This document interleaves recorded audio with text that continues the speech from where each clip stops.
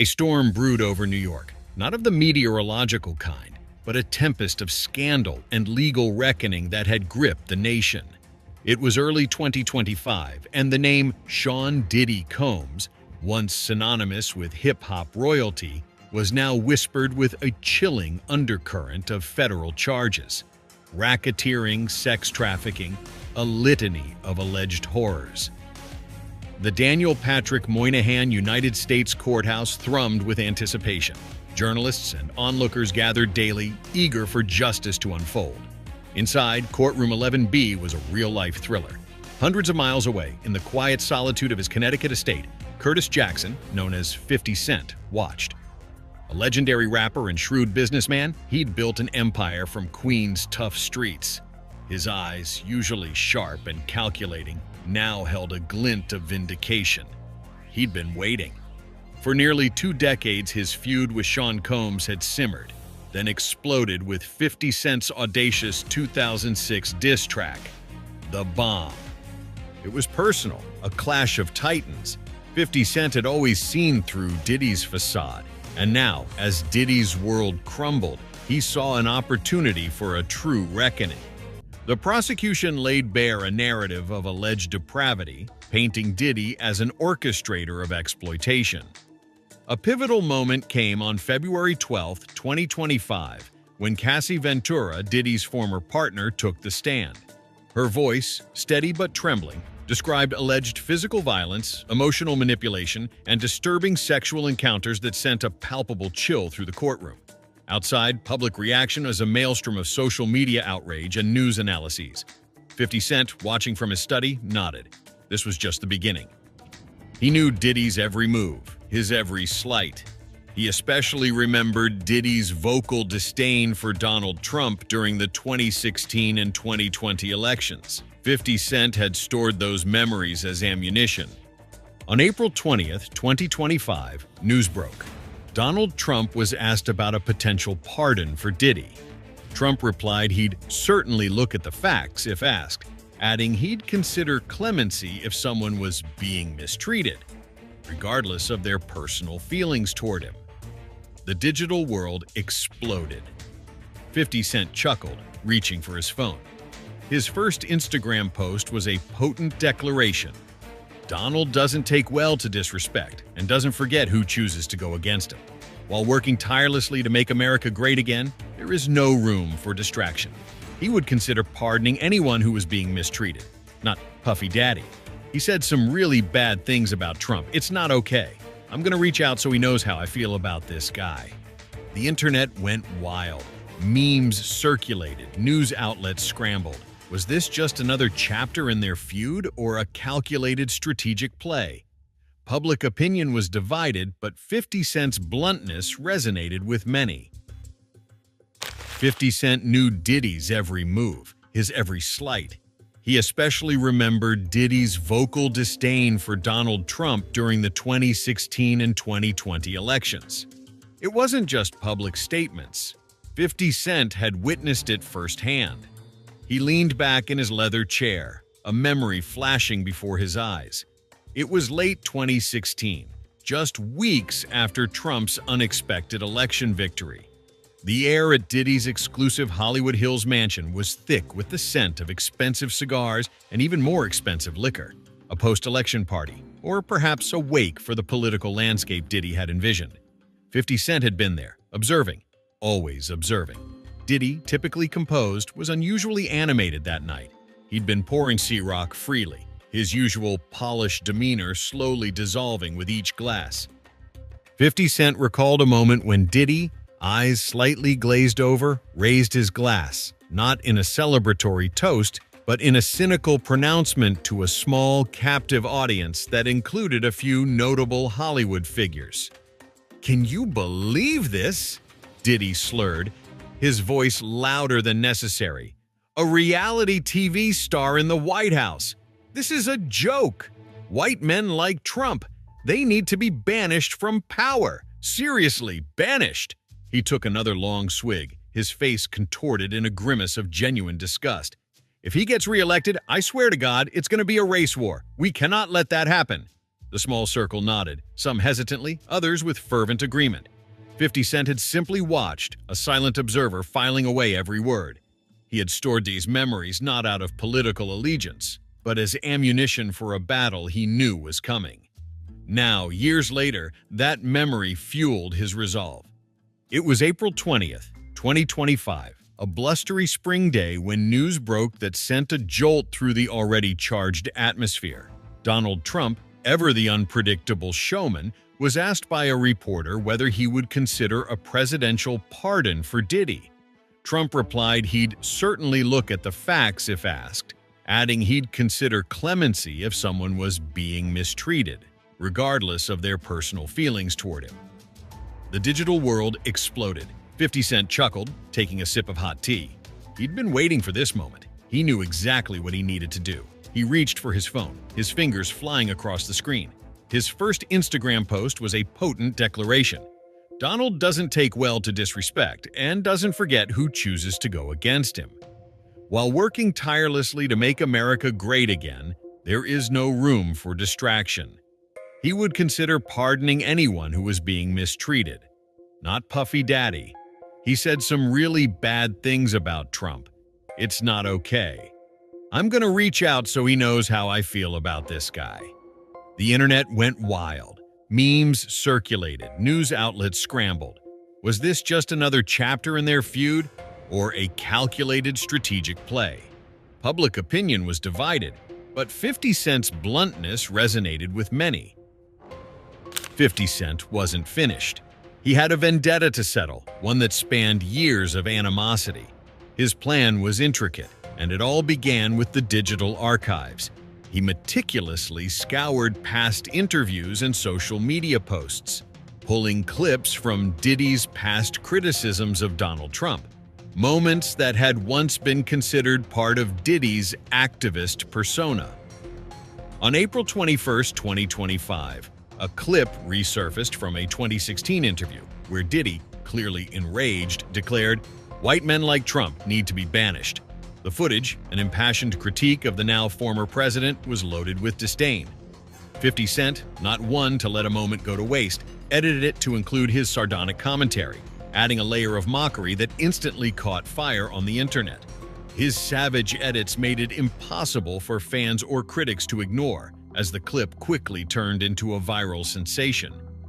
But this was just the beginning. On April 22, 2025, another clip emerged. This time, it was from Diddy's fiery speech during the 2020 election cycle.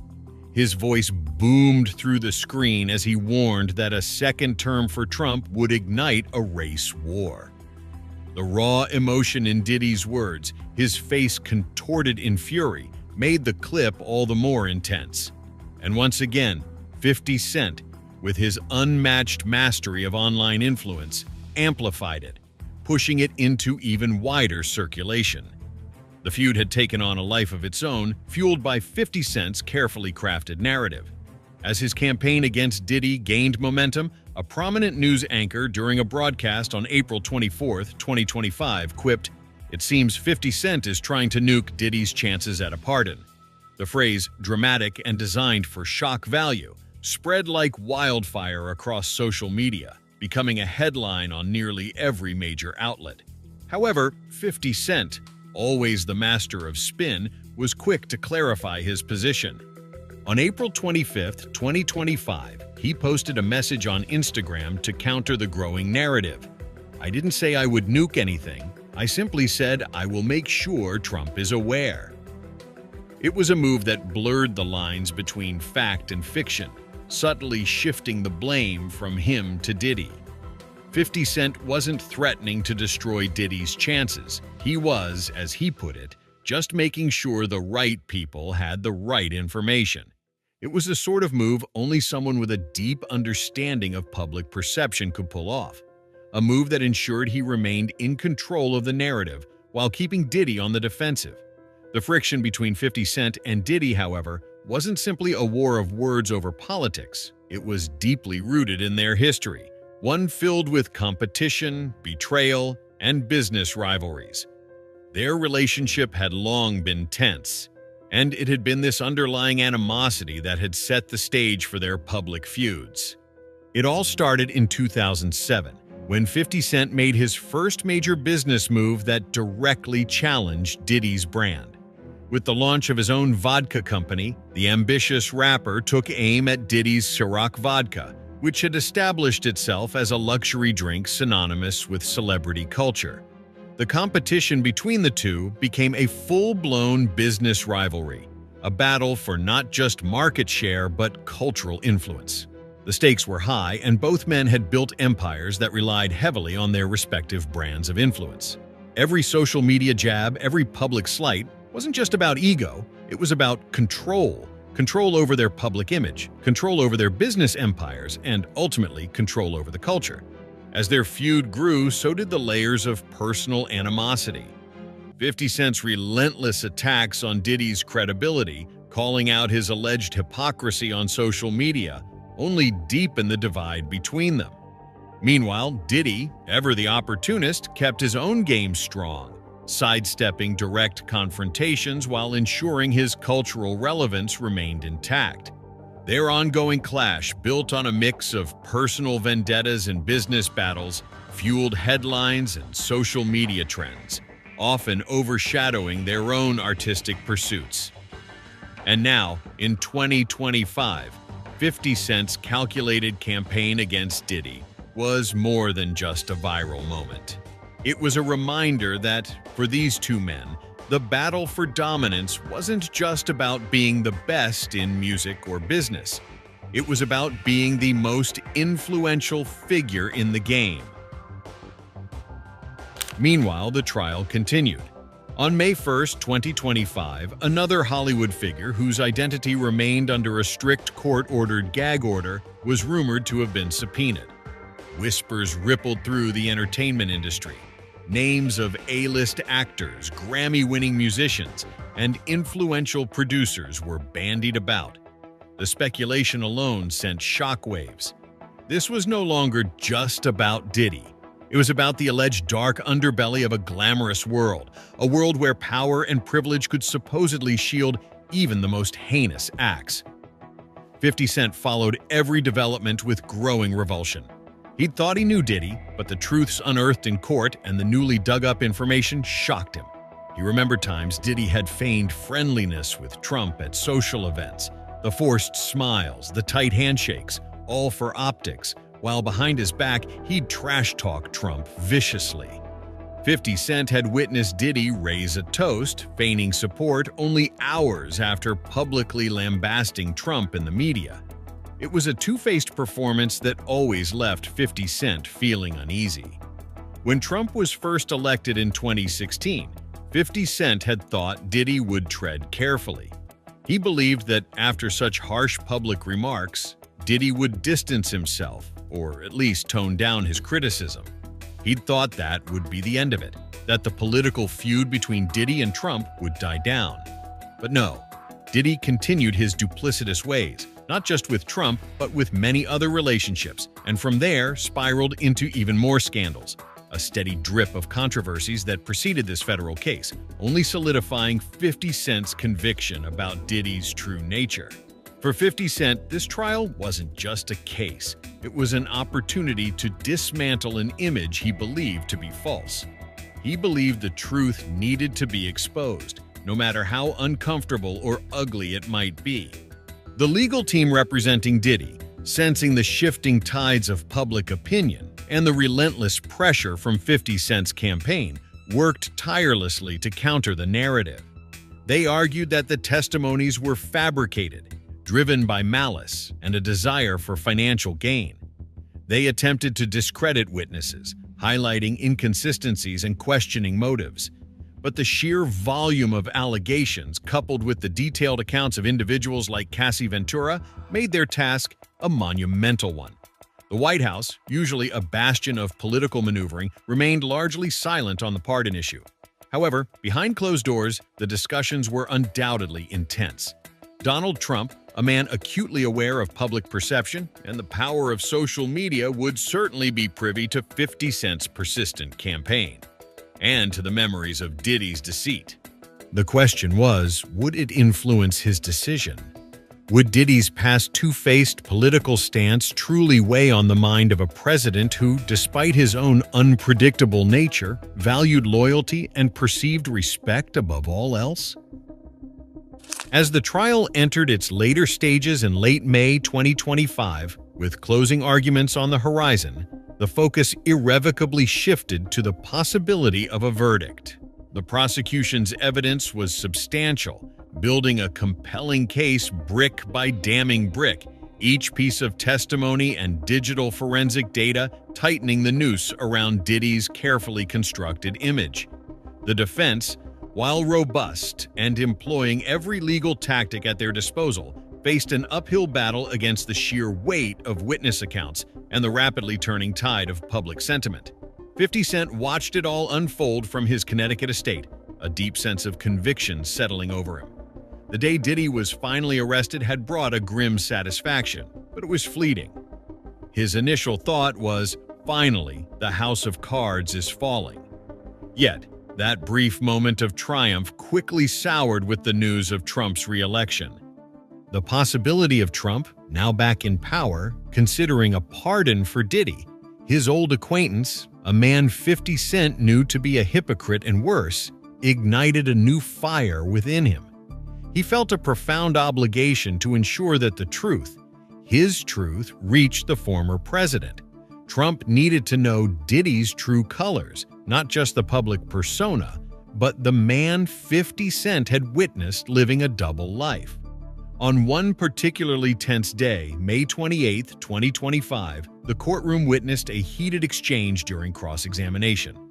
Diddy's defense attorney, a formidable woman known for her ability to dismantle witnesses, relentlessly pressed Cassie Ventura on alleged discrepancies in her testimony, attempting to paint her as unreliable and her claims as fabricated. "Miss Ventura," the attorney's voice sliced through the air, sharp and precise. "You testified that you were forced into this situation in 2018. Yet, public records show you attended a party with Mr. Combs in Los Angeles just months later. How do you reconcile that apparent contradiction?" Cassie, her composure unwavering despite the immense pressure, met the attorney's gaze directly. Her voice, though soft, carried an immense weight of conviction. "Attending a public event does not equate to freedom, ma'am," she stated, her words resonating through the silent room. "My movements were often controlled, my appearance orchestrated. It was a part of the facade. Behind closed doors, the reality was very different." Her unshakable delivery silenced the murmurs in the gallery, leaving a profound impact. The crowd, a mix of curious onlookers and dedicated followers of the case, reacted with a low hum of understanding. Some nodded solemnly, others whispered their agreement, recognizing the chilling truth behind her words. 50 Cent, seated at his desk, missed no detail. He watched the exchange, a slow, knowing smirk forming on his lips. He knew that each testimony, each piece of evidence, was a crucial puzzle piece fitting into the larger, devastating picture he wanted the public to clearly see. He would ensure that Trump and the world saw it too. The trial's final days were a crescendo of legal arguments. On June 3, 2025, the prosecution delivered a powerful closing statement, painting Diddy as a predator, meticulously laying out evidence. The defense countered on June 4, 2025, emphasizing innocence and attempting to discredit witnesses. Throughout, 50 Cent remained a constant, disruptive force, using social media to highlight Diddy's past and political history. He was a strategic operator, influencing the high-stakes drama. The lingering question, would 50 Cent's relentless campaign sway Donald Trump, a wild card who values loyalty above all? As the jury began deliberations on June 5, 2025, the nation held its breath. Diddy's fate hinged on testimony, legal battles, and perhaps 50 Cent's unseen influence. The feud, now a cultural phenomenon, showed no signs of slowing down. A high-stakes chess match played out on the grand stage of American justice. The spotlight remains fixed on the New York courtroom. The verdict, when it comes, will undoubtedly send shockwaves. But beyond the legal proceedings, the question endures. What truly shaped the narrative? Was it the testimony, the legal arguments, or the calculated campaign waged by 50 Cent? What are your thoughts on 50 Cent's tactics? Is he just capitalizing on a rival's downfall or genuinely seeking justice? Could his actions truly influence a presidential decision? Let us know in the comments below and subscribe for more updates on this captivating story. The drama, it seems, is far from over.